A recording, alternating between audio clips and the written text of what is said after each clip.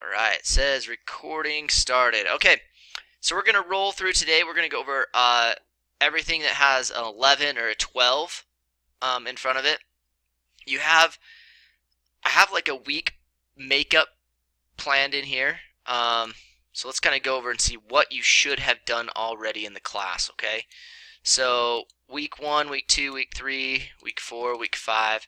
So you should be done all the way with lessons 8 and 9. And then this week you should do everything that has a 10 or 11 in front of it, okay? So make sure that you're getting all that done. And then we basically only have like 2 weeks left.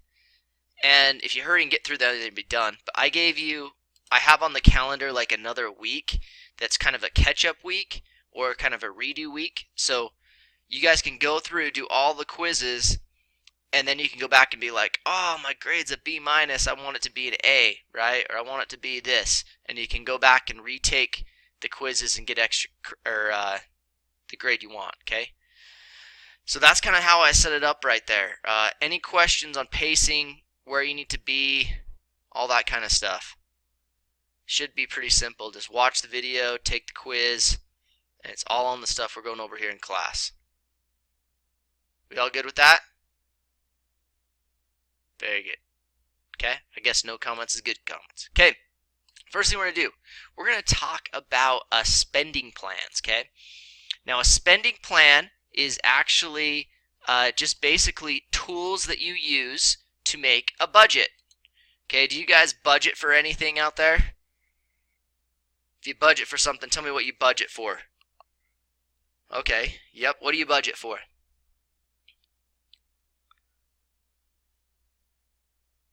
Cool, I got some people type in. I budget for the internet bill at my house. Okay, very good. So you want that. Something, a fun house? Okay. How much money can you spend? Well, you got to determine that, right? It depends on how much you make. Okay. Okay, somebody says they budget for food. Make sure food's coming in. And so really it's basically getting those expenditures of how much you make and then being able to create a lifestyle that you want, okay? So basically spending plans or budgets are simple roadmaps to help you reach like financial goals, okay? They take time and commitment. They need to be flexible and change with where you're at, okay? So right now, you guys are all in high school and you probably think, hey, you know, you don't have a lot of other expenses that you may have when you get older, like rent, utilities, car payment, insurance, gas, kids dance, all that kind of stuff. The list goes on and on and on, right? So it has to be flexible. Right now you could be like, okay, maybe maybe I do have to pay some rent at home. So you pay a little bit to, your parents or whoever you live with. But you can budget different areas. Okay, and it really all depends on how much money you kind of make. And if you look at making those necessity payments like food, some people said food, some people said housing, that kind of stuff.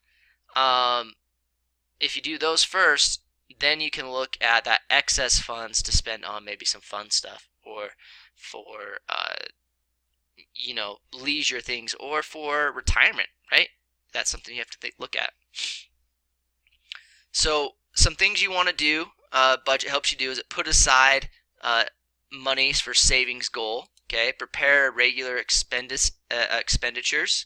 Prepare for unexpected expenses. Emergency fund is always good to have. You never know when the car is going to break down or a medical concern like chipping your tooth and you have to go to the dentist. It's probably going to cost a bunch of money. Yep, not fun when you chip your tooth. Control how much money you spend. Okay, reduce stress and increase confidence, and then provide an excuse. It provides you to be able to not do excessive spending. Okay, I know we all want things, we want them now, but we don't always need to spend that money on them. Okay, consequences for not using a budget, which I've seen these many times. No idea of where your money's being spent. It's just whoa, goes in the bank account and goes out and have no idea where it goes. Okay? Bad spending habits are unidentified. Okay? If I really like shoes or I really like video games or something like that, and I'm spending a whole bunch of money on them and I don't know what it is, you may want to curb that habit, but you don't know if it's not put in a budget. Strain on relationships. Most like divorces and stuff have a little bit to do with financial things, okay? Not being able to meet financial needs. Lack of a savings plan, so you might not be able to retire, okay? Wasted money and then stress. I always hate that, right? It's like, oh, how much money is in the bank account? Is it going to go over, okay? So those things it'll help you out a lot on there. Yeah, so Sarah said divorce actually has a lot to do with money and finances, which is very, very true, okay? If you have somebody that's a spender and somebody that's a saver and you don't plan together and work together, it can cause a lot of tension in the relationship, right? If somebody spends things and doesn't tell you about it, it goes for hard times, okay? So something you got to really hone down on, okay? Here's kind of a guideline budget of what they say you should have. So 30% of your budget should go for like housing and utilities. Okay, so if I were to get like a calculator, I don't have one up right now. Let me see if I can do that. Calculator. Okay, so you probably can't see that on your end because it's on there. But if I were to do like oh, that's a calendar. Got the wrong one. Okay, I'll just do it with my phone real quick that I have sitting right here. Handy dandy phone, right? So if you made $5,000 a month, okay, brought home that's what you netted, and you did 30%, how much should your house and your utilities be if you were to follow this guideline right here? Can anybody tell me that? So I'll give you the equation real quick. 5,000 times 0.3. How much money should you spend on your house and utilities if you brought it home $5,000 a month? $1,500. All right, good. So if you have a $1,500, right, and that's that there, you'd probably be looking at, if you did a 30-year mortgage, probably somewhere loan around $200,000. So you're looking in the $200,000 range is where you'd be, so you'd be comfortable if you did that. Okay, food and other household things, transportation, that kind of stuff. But some people go way over on their budgets, okay? So that's just kind of a recommended thing. So when you're looking at buying a house or something like that, you got to see how much money you have and then how much it would be to that would be good for you to put down on a house. There's different kind of budget systems, okay? There's one called the envelope system. Has anybody ever heard of the envelope system before? The envelope system. I kind of like this one. It's kind of good. I've had to use this one before to curb my habits. Okay, you have it? So what you do is you go to the bank and you take out cash. And you put the cash, you put labels on the cash, okay, or on the envelopes, not the cash, on the envelopes, and say, this is for food, okay? And you put in your $300 or whatever, okay? This is for whatever. And then what happens is when you're done with that envelope, like no more money's left in it, you can't spend anything else for the rest of the month. Okay, it's really good because you don't see, because you're going to overspend if you use credit or debit, which we're going to be talking about today, credit and debit. So it's a really kind of good one to help you through and help you keep prices down. Other ones like a computer system, like an Excel spreadsheet, or they have different software you can use where you put in the things and it'll help you calculate what you need to do. Okay, and then the other one's paper tracking, where you paper, pencil, that kind of stuff. Right now I use a computer system, but I feel like I almost need to go back to the envelope system so I don't overspend. Okay, so I really, really like the envelope system. Okay, some other things. It is important to remember that budgets can and should change from time to time, okay? So don't be stuck in this whole thing of I can only spend this much, this much, this much. It might be worth it to upgrade your house because you've gained equity in it and you can get a bigger house and you can keep that same payment or something like that, all right? Or you might be able to increase your payment and get better value, live in a better place, that kind of thing. It's all about quality of life, a lot of it. After following a budget for a month, you might want to reevaluate and rechange what you think is necessary when you see where everything goes. What we're really trying to look for is get financial independence, okay? When you're able to go and look in your bank account and say, hey, this happened, that's okay. I got this extra money here that I've saved for that, and then I can put it in, and it helps reduce your stress. You're not worried about if you are going to make rent or food, and you have all your necessities made. Okay, so it helps you be able to track and monitor what's going on, and look for bigger things to come, right? Because if you want a lifestyle where you own like multiple homes and stuff like that, you need to start budgeting for that. Okay, this one is good and bad. I say that because I use credit quite a bit. You need credit in order to buy a house, in order to buy a car, in order to do things like that, but it can really kick your butt. I don't know if I should have said butt on there. Sorry, my bad. But anyways, let's move on. I'm saying it over there. Okay, so what is credit? Does credit cost? Okay, what are the advantages of using credit, and what are the misuses of using credit? So we're going to look at that. Okay. All right, so credit is basically an illegal agreement that you get cash up front or goods or services, and you pay them in the future. Okay, so if you get like a credit card or buying a house is using credit.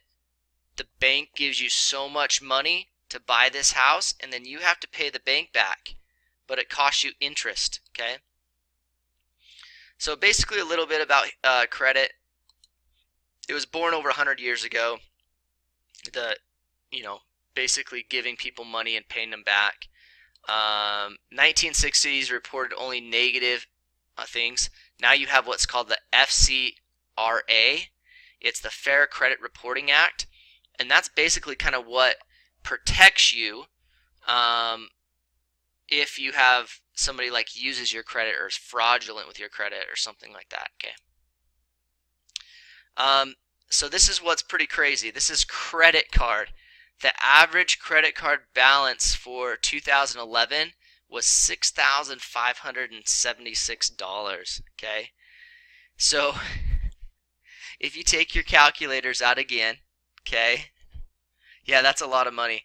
So they only make you pay back minimum payments, but the problem is with minimum payments, like you're not going to pay it off for like 50 years. And they charge you an interest every time. So each month they charge, and usually it's around like it's around a lot. So basically, you'd probably get charged about $100+ interest on holding a balance in your credit card like that.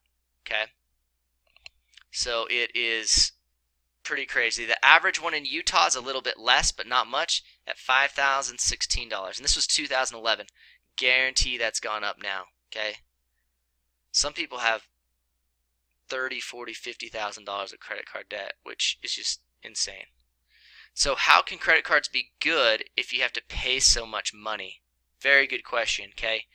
So credit cards, it looks like a debit to me. Okay. Yeah, so we're going to go the difference between debit cards and credit cards, okay? So here's some types of credit. You got credit cards. I'm going to really focus on credit cards today. These are other ones that you have, student loans, service loans, that kind of stuff. But let's talk about credit cards, the difference between credit cards and then debit cards, okay? So debit cards, or credit cards, I'm sorry, are usually plastic cards or electronically things with a number on it that you use credit for, so you don't have the money like set aside in an account, okay? It just basically says like you have a $20,000 credit limit, or $10,000 or $5,000 or whatever, okay? So it means you can borrow up to that much money. Well, when you bring that down, then you can use that kind of again, if that makes sense. So you can only go up to a certain amount, but you can do it again. The reasons why people use credit cards are, one, that Fair Credit Reporting Act. If somebody stole my credit card, which my credit card's probably been stolen about 3 or 4 times already in my lifetime, okay, and I'm not that old. You just report that to the credit card company, and they look into it, and they have to take it off your credit card amount, okay? If it's linked to a debit card, that money's gone, and then you have to go to the bank and petition them, and who knows if you're going to get it back, okay? So that's why I like using credit cards. Now, the way I use credit cards right now, I kind of use it like a debit card. What I do is I said, okay, I'm going to put maybe $500 a month on it, okay? But I'm going to pay that $500 off every time. I already have that sitting in the bank over there.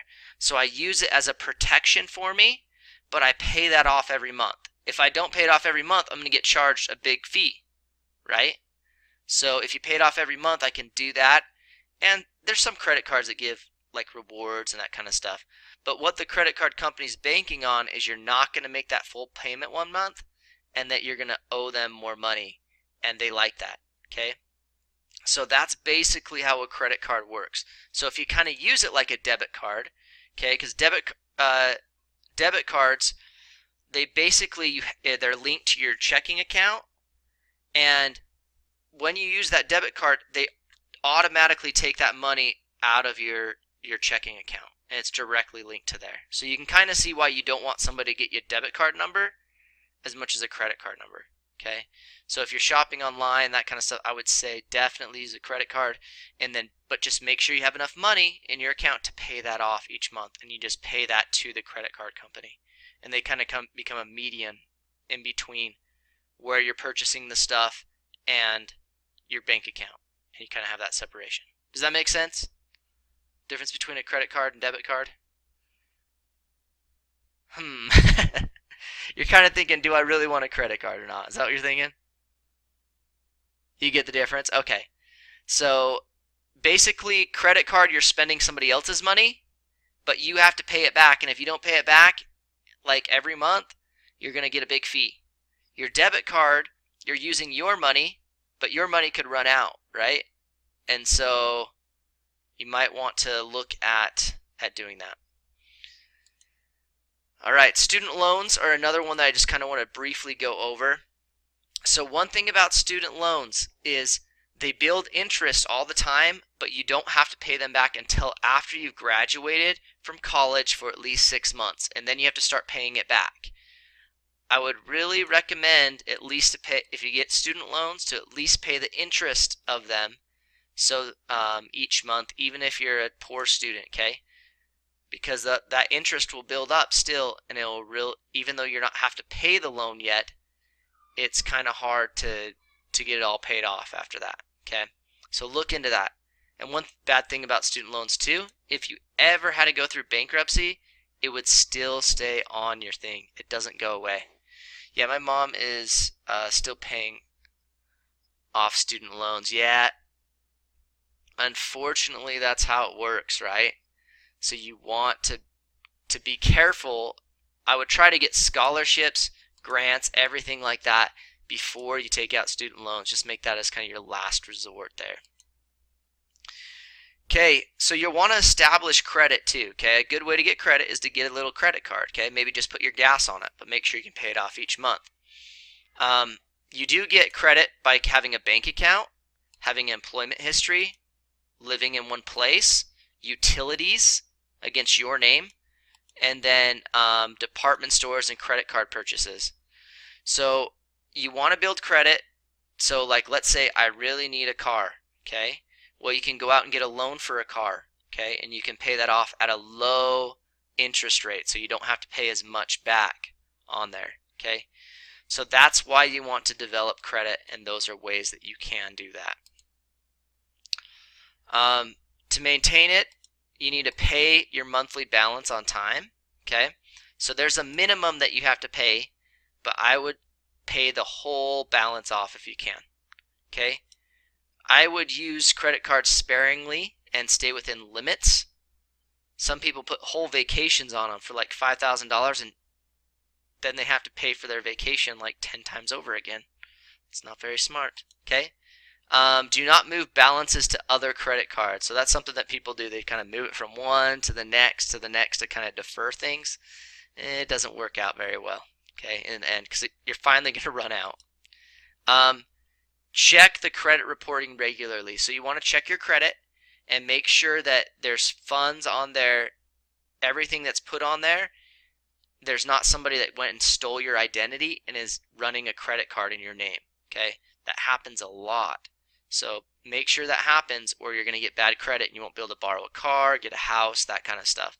So really look into that. Okay, the risk of credit, we already talked about it. Interest, overpaying, debt, and then identity theft. But everybody has to worry about identity theft, even if you get a credit card or not. Okay. Sometimes with credit as well, they may have you put down what's called collateral. So for a car, if you were to get out a car loan, the reason why a car loan is the interest isn't very expensive, so you don't have to pay a lot more, is because the car is collateral. So if you default and don't pay your loan, the bank will come and get your car from you, and then they own the car. And all those payments you made towards your car, it's too bad you lost them. Okay, you lost all the equity in there. And so that's how they make money, is they have collateral. And same with a house. Okay. So there's some really advantages or disadvantages to credit. As I said, the zero liability helps from fraud, helps you get bonus points, convenient, reservations like at hotels and that kind of stuff. It's immediate. Disadvantages, it is a loan. You have interest rates. There's some fees. Like some credit cards have like an annual fee of like $100 or something like that. Easy to overspend. Okay, can promote your addictions, your purchase addictions. Okay, so there's a lot of things on there. Okay, all right, that kind of ends us for today. I'm gonna go back real quick. Is this on debit or credit cards? Credit cards are the ones you need to worry about mostly, but debit cards, if you go over the amount you have in your bank account, there's huge fees that you have to pay for overdraft fees, and it gets expensive. So that $5 burger you wanted to buy at Carl's Jr. ended up being, $30 because you had a $20 overdraft fee plus the extra money you didn't have in your bank account. So there's advantage and disadvantage. So the bottom line of all this is budget your money and know where your money is. Okay? Yeah, I know somebody that happened to. They only had like $2 on their debit card, spent like $5 on a burger, and they got whacked with all these fees. So, okay? All right, so budget. If you haven't got through these things of what's due this week, so make sure all of quizzes 10 and 11, and I'll be around to answer any questions. So thank you guys for all your time.